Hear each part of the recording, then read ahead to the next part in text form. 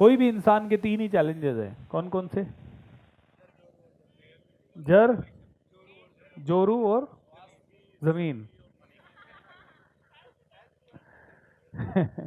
Health, wealth and relationship. और जर, जोरू एंड जमीन। जर यानी शरीर यानी व्याधि या बीमारी, जमीन यानी धन, ठीक है, जोरू यानी रिश्ते, ठीक है। सिर्फ वाइफ के लिए नहीं बात हो रही है। जर, जोरू और जमीन, शॉर्ट में कह दिया सर ने। तीन ही प्रॉब्लम है इंसान के, और कोई प्रॉब्लम नहीं है। जितनी भी प्रॉब्लम है इन तीन के अंदर है, और कोई प्रॉब्लम ही नहीं है। हम कहते हैं ये प्रॉब्लम है वो प्रॉब्लम है, नहीं, तीन ही प्रॉब्लम है। अगर आपके व्यवहार अच्छे नहीं है लोगों के साथ, तो आपके करियर में प्रॉब्लम आती है, आपके पैसों में प्रॉब्लम आती है। व्यवहार का प्रॉब्लम सबसे बड़ा प्रॉब्लम है। लोगों की या तो व्यापारिक प्रॉब्लम्स होती है या व्यवहारिक प्रॉब्लम होती है। हेल्थ की प्रॉब्लम्स को तो मैं मान के चलता हूं कि आप लोग ठीक कर लेंगे अपने लेवल पे, नहीं भी कर पाएंगे तो हम लोग और उसके ऊपर बात थोड़ी बहुत कर लेंगे। लेकिन सबसे इंपॉर्टेंट दो तीन मेरे साथ बोलिए, या तो दो प्रॉब्लम्स है, या तो व्यापारिक है या व्यवहारिक है। और सभी व्यापारिक प्रॉब्लम्स भी व्यवहारिक प्रॉब्लम्स हैं, क्योंकि व्यापार में जो भी प्रॉब्लम आती है, कोई सप्लायर माल नहीं दे रहा है या कोई टीम काम नहीं कर रही, सारी की सारी व्यवहारिक प्रॉब्लम्स है, रिश्तों की प्रॉब्लम्स है। रिश्तों की प्रॉब्लम्स को अगर हमने ठीक कर लिया तो बहुत कुछ बड़ा हो सकता है। कितने लोग इस बात से सहमत है? हमें सबसे ज्यादा पीछे खींचता कौन है, मुझे बताइए? खुद से खुद का रिश्ता, या तो। और खुद से खुद का रिश्ता मजबूत क्यों नहीं बनता? क्योंकि आसपास के रिश्ते मजबूत नहीं है। हमें बचपन से लोग कहते रहते नहीं कर पाएगा, बहुत मुश्किल है, डिफिकल्ट है। आसपास के रिश्ते नेगेटिव थे, आसपास के रिश्ते कहीं ना कहीं कमजोर थे, तो उन्होंने हमारे अंदर बिलीफ बना दिया कि मैं भी कमजोर हूं, और फिर हम जिंदगी भर डर के जीने लगते हैं। फिर हमारा खुद से रिश्ता भी कमजोर हो जाता है, कॉन्फिडेंस, आत्मविश्वास डगमगा जाता है, क्योंकि खुद से खुद का रिश्ता और खुद से दूसरों का रिश्ता बिगड़ जाता है। हमें दोनों रिश्तों को मजबूत बनाना है। तो दोनों रिश्तों को मजबूत बनाने का एक सबसे आसान तरीका है, क्या? क्या है ये? है open your heart, open your heart, open your mind, open your heart, open your mind, open your heart, open your mind, open your heart, open your mind. कैसे कैसे ओपन करें दोनों को? इसीलिए ट्विन हार्ट मेडिटेशन है। ये heart भी open करना है, ये हार्ट भी ओपन करना है। ये स्पिरिचुअलिटी का हार्ट है, जो ओपन हो गया तो कृपा ही कृपा बरसेगी। और ये फिजिकल हार्ट है, जो ओपन हो गया तो दुनिया की कृपा आप पे बरसेगी। और दोनों हार्ट्स को ओपन करने के लिए पहला तरीका हमने लंच के पहले ट्विन हार्ट मेडिटेशन किया। ऑलराइट, अब हम दूसरा तरीका करेंगे, लेकिन उसके पहले थोड़ी सी चीजें समझेंगे।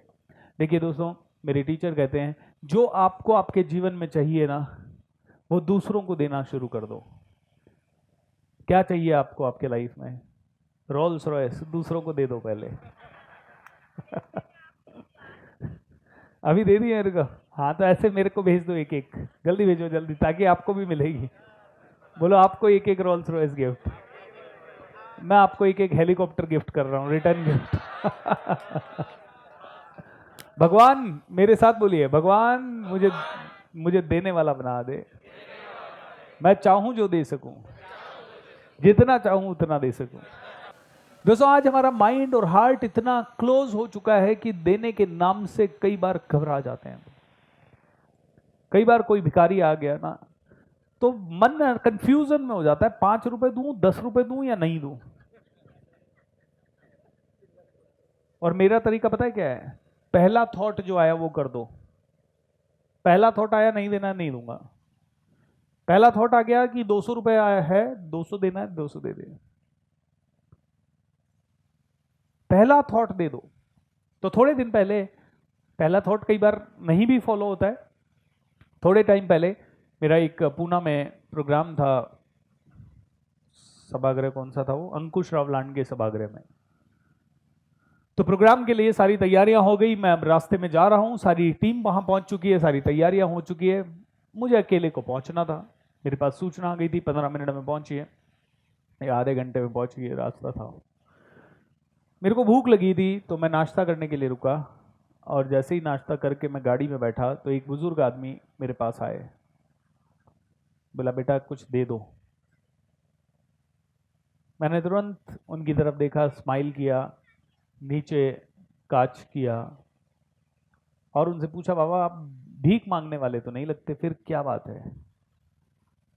बोले बेटा पालकी में गया था, पंढरपुर में जाती है ना पालकी, बोले बेटा पालकी में गया था, वापस आ रहा था तो रास्ते में रुकना पड़ा किसी काम से, अब वापस जाना है घर, लेकिन वापस जाने के पैसे नहीं है। मैंने कहा बाबा कितने रुपए चाहिए होंगे? बोले बेटा चाहिए तो 600 रुपये, कल से भीख मांग रहा हूँ लेकिन सिर्फ 100 रुपये इकट्ठे हुए हैं।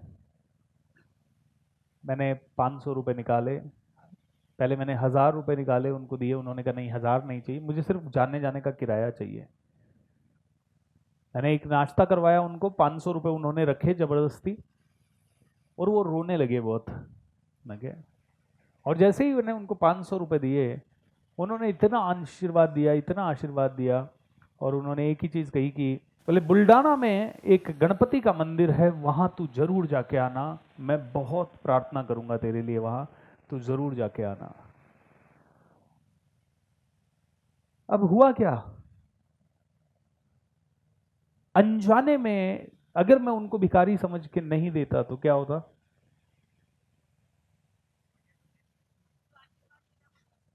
और उनको कम से कम 3 दिन और तकलीफ होती, और उस तकलीफ का भागीदार कौन होता? मैं। इसीलिए हमेशा पहला थॉट का ये अगर आ जाए कि इस आदमी से बात करना है तो बात कीजिए, ऐसा नहीं कि भिखारी मान के धुतकार दिया। यू नेवर नो कौन हो, यू नेवर नो। हो सकता है 5 बार ऐसा करो तो एक बार आपके साथ छल भी हो जाए, 2 बार आपके साथ छल हो जाए, लेकिन 2-3 बार आपके साथ अच्छा भी होगा। देने से मत रुकिए, इससे हो सकता है वो इंसान पैसे का मिसयूज करे, लेकिन ये भी हो सकता है कि आपकी देने की आदत बन जाए जिसके कारण लाखों लोग आप हेल्प कर दो। राइट? कहीं ऐसा तो नहीं है कि हम नहीं देने के कारण अपनी आदत बिगाड़ रहे हैं नहीं देने की, जहां देना चाहिए वहां पे भी नहीं दे। कई ऐसी सिचुएशन है जहां हमें देना चाहिए, हमारी मुट्ठी ऐसे होनी चाहिए, कैसे होनी चाहिए? इसीलिए हमारे रिवाज है, जब हम राखी बंधवाते हैं, मोली बंधवाते हैं, ये धागा, तो उस समय हाथ ऐसे ही होना चाहिए ताकि हम दे सकें, हाथ ऐसे नहीं होना चाहिए। जब पंडित जी और पुजारी जी राखी बंधवाते हैं तो कहीं ना कहीं उनका हाथ ऐसे रहता है, हमें ऐसे रखना है। कैसे रखना है?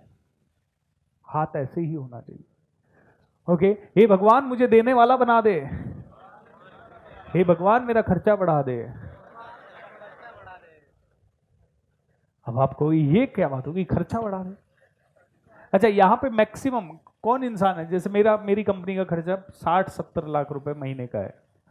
ओके, यहां पे किसी का 2 करोड़ भी होगा, किसी का 50 लाख भी होगा, किसी का 5 लाख भी होगा, करेक्ट और नॉट? कैसे कर पाऊंगा वो खर्चा मैं 70 लाख 80 लाख रुपए का? जब मेरे पास आएगा तो, है ना? लोन लेके कर भी लिया तो 1 महीना कर लिया, 2 महीना कर लिया, साल भर कर लिया, लेकिन मेरे पास आएगा तो ही जीवन भर कर पाऊंगा। मेरे को देने वाला बना दो भगवान, ऐसा बना दो कि मैं 100 करोड़ रोज बांट सकूं, 1000 करोड़ रोज बांट सकूं। बोलो तो सही ऐसे। हम उल्टी दुआ मांगते हैं, हम उल्टी दुआ मांगते, भगवान 10 लाख दे दे। भगवान कहता है क्या करेगा? गाड़ी खरीदूंगा। बोले अभी कैसे जाता है ऑफिस? स्कूटर से। तो जा रहा है ना, चल रहा है ना काम, चुप। अभी मैं उसको दूंगा जो 1000 लोगों के लिए गाड़ी के लिए व्यवस्था करने की प्लान कर रहा है, 13 नंबर बाद में आएगा। लिटरली ये रूल है, ये नियम है। आप जब कह रहे हो कि मेरा घर दे दे, भगवान कहेगा क्यों, अभी कहीं नहीं रह रहा है, सड़क पे रह रहा है? नहीं, तो मिल जाएगा घर आराम से। अभी उसका नंबर है जो 100 लोगों के लिए घर बनवाने की कोशिश कर रहा है।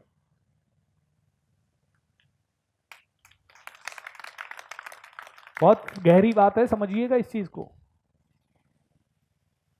इसको समझ गए ना, बहुत अच्छा हो जाएगा हमारे लिए। हमारे खुद के घर और कार के लिए दुआ मांगिए ही मत। मांगनी है तो दुआ उन लोगों के लिए मांगिए जिनके पास घर और कार वास्तव में नहीं है, कि भैया मेरे पास तो फिर भी है ना, कार है, स्कूटर है, बाइसिकल है, इसको कार दे दे यार, ये हमेशा साइकिल से जाता है। फिर देखो आपके पास कार जल्दी आ जाएगी। आपको अच्छा कार जल्दी आने के लिए अब ये करना पड़ेगा, ठीक है अभी मैं ये करता हूं, ये सोच के नहीं करेंगे। When you support the world selflessly, वापस से बोलिए, क्या बोला? When you support the world selflessly, the whole universe supports you endlessly। जब आप सेल्फलेसली पूरी दुनिया को, जब आप बिना ज्यादा सोचे समझे सेल्फलेसली दुनिया के लिए दुआ करते हो, तो एंडलेसली आपको मिलता है। एंडलेसली, बिना सोचे समझे आपको मिलता है, इतना ज्यादा मिलता है कि आप संभाल नहीं सकते हैं। एंड यही हर जगह हुआ है, आप हजारों लाखों उदाहरण देख लीजिए। लेकिन सेल्फलेसली का मतलब है, अगर आपके नीचे 100 लोगों की टीम है तो आपकी कार और आपका घर का थॉट आपके पास जीरो होना चाहिए। पहले वो 100 लोगों को कार और घर कैसे मिलेगी, ये थॉट आपको दिन रात सताना चाहिए। बट प्रॉब्लम यह है 90% लोग, हम लोगों ने एक ही चीज सोच ली है, हम नौकर बने, नौकरी करें, हम बस अपना काम चला ले, बस 50,000 आ जाए, जब 1 लाख आ जाए, जब बस 2 लाख आ जाए। ये थॉट गलत हो जाता है, क्योंकि इस थॉट में आपको दिन रात आपके लिए सोचना पड़ेगा। क्यों एक व्यापारी बढ़ता है आगे? क्योंकि व्यापारी को दिन रात एक टेंशन लगी रहती है, यार अगले महीने सैलरी देनी है, यार अगले महीने सैलरी देनी है, यार 100 लोगों का घर कैसे चलेगा, यार 100 लोगों को सैलरी देनी है, वो सारा काम छोड़ के मेरे लिए काम कर रहे हैं, यार उनको सैलरी देनी है। तो अननोइंगली महीने में 20 दिन चिंता नीचे वालों की रहती है, इसीलिए भगवान उनको ज्यादा देता है। इसीलिए कई बिजनेसमैन फ्लरिश होते रहते हैं, लेकिन 90% लोग जो नौकरी में है वो फ्लरिश इसलिए नहीं हो पाते क्योंकि उनकी चिंता रहती है, मेरे को मेरा किराया कैसे देना है घर का, मेरा घर का राशन कैसे आए, मेरे घर की तेल कैसे आए, मेरे घर की गाड़ी कैसे आए, मेरा घर का बंगला कैसे आए। इसीलिए दोस्तों मैं हमेशा आप सभी को कहूंगा, ऐसा कुछ करिए कि आप दूसरों के लिए काम करें। आपको दूसरों को देना है, you are suppose to give it to the world. Okay, इसीलिए दीजिए, क्या करना है? साई इतना दीजिए जामे कुटुंब समाए, मैं भी भूखा ना रहूं साधु ना भूखा जाए। तो इतना देना है कि मैं तो भूखा ना रहूं, दूसरा भी भूखा ना जाए। लेकिन अब और ज्यादा ये कलयुग चल रहा है, इसमें साईं इतना दीजिए जा में सबका पेट भर जाए। क्या? सबका पेट भर जाए, और सबका भरे तो मेरा अपने आप भर जाए।